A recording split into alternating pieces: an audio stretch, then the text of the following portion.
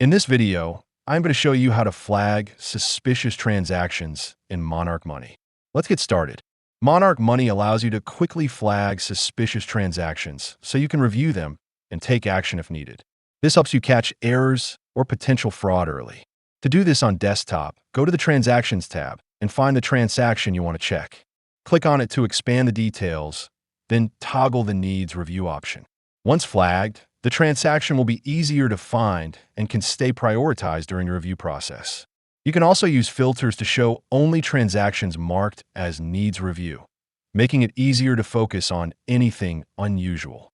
For better monitoring, go to Settings and enable notifications so you get alerts for new or unusual activity. After reviewing, you can update the category, create rules, hide the transaction, or contact your bank if it looks suspicious. If you want to support our channel, feel free to use our affiliate link in the description below. Thanks for watching, and I will see you in my next video.